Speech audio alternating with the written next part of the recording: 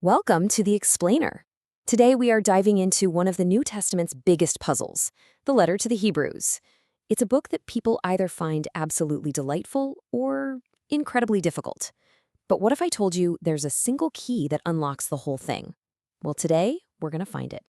So how are we going to solve this? We're going to treat Hebrews less like a dense theological textbook and more like a high-stakes mystery. Our job is to uncover the real-world crisis, the actual life or death situation that was happening, which forced someone to sit down and write this incredibly urgent letter. First things first, let's take a look at the case file. Why is Hebrews seen as such a riddle in the first place? Well, it definitely has a reputation, and it's a reputation that splits people right down the middle. On the one hand, a lot of people find this book almost impossible to get through. The Greek it's written in is super complex, and it just assumes you're an expert on Old Testament rituals from books like Leviticus. But on the other hand, so many people see it as an absolute treasure. I mean, it's got the incredible faith chapter, and it gives us a perspective on Jesus that you just don't find anywhere else. But here's the secret. Both of those views kind of miss the main point. The real key to understanding Hebrews isn't just what it says, it's why it was written.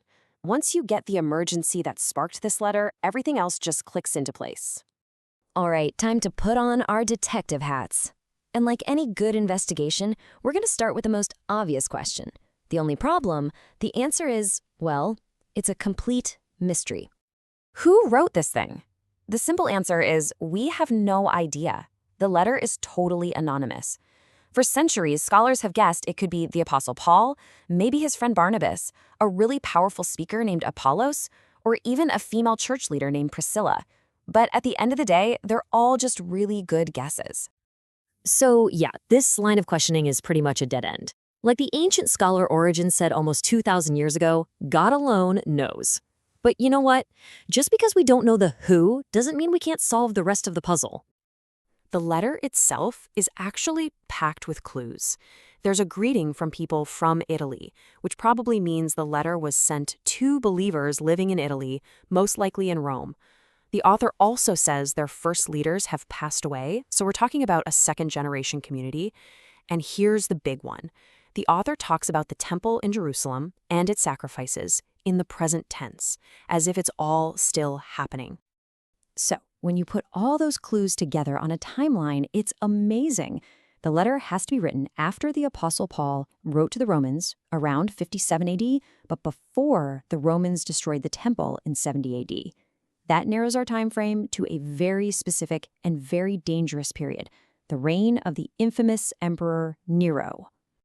Okay, so now we have our time and our place. Rome, around the year 65 AD. And this is where we finally uncover the why. A truly terrifying crisis was unfolding for the Christians there, and it was forcing them to make an impossible choice. To really get the pressure they were under, you have to understand a little bit about Roman law. Judaism was what they called a religio licita, a legal, protected religion. Synagogues were safe places. But Christianity, it was a religio illicita, an illegal, unrecognized faith. This meant the church was basically an underground movement, and that legal difference created a terrible, tempting escape hatch. And the pressure was definitely building. Believers were having their homes vandalized and their possessions just taken from them. Some were even being thrown in prison. But the letter makes it clear that things hadn't hit the absolute breaking point. As the author says, they had not yet resisted to the point of shedding blood. No one had been killed for their faith. Yet. This created an absolutely agonizing dilemma, especially for the Jewish members of the church. They had a way out. They could just go back to the safety of the synagogue, where the law protected them. But there was a catch, a terrible price. They would have to stand up in front of everyone and publicly deny that Jesus was the Messiah. Can you imagine being a parent facing that choice? Your family's safety or your deepest conviction? What do you do?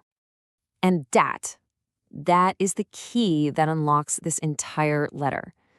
The book of Hebrews is a passionate, desperate plea from a leader to their community, begging them, pleading with them not to take that escape route. It's one long, powerful argument to convince them not to go back. The author basically says so themselves. They call the letter a word of exhortation. It's not a dry lecture, it's an urgent appeal. Think of it like a lifeline thrown to people who are just about to let go. The author's first argument is just relentless, and it's built around one single idea: better. Jesus is better than the prophets. He's better than the angels. He's better than Moses. He's better than the entire system of priests and sacrifices. The logic is so simple. Why would you trade in a Rolls Royce for a Model T? Why go back to the servants when you already have the Son? The second main argument uses this brilliant metaphor of a shadow versus the real thing, the substance. Everything in the old system, the temple, the priests, all the sacrifices, they were like shadows. They were important, for sure, because they pointed to something real that was coming. But now in Jesus, they have the substance itself. Going back would be like choosing to live with a photograph of someone when the actual person is standing right there in the room with you. And woven through all of these arguments are 5 really stark warnings. And here's what's so interesting. They're not for outsiders, they're for the believers themselves. The author is warning them that the biggest danger isn't some loud, dramatic rejection of God, but a quiet, slow drift away caused by pressure and just simple neglect. It paints such a powerful picture of faith. Imagine you're drowning and someone on a shore throws you a rope. They are doing the hard work of pulling you to safety, but you have one critical job. You have to hold on. The author of Hebrews is basically screaming to his readers, don't let go of the rope. So once we've solved the historical mystery, the timeless message of the book becomes crystal clear. Even though it was written for a very specific crisis 2,000 years ago, its core challenge, to just keep moving forward, speaks to every single generation. What this all reveals is a pretty profound truth. In the life of faith, standing still isn't actually an option. If you're not intentionally moving forward, you are, by default, drifting backward. The letter's entire appeal can really be boiled down to just this. Don't go back, do go on. But it's not all just warnings and dire pleas. The author also offers some of the most incredible encouragement you'll find anywhere.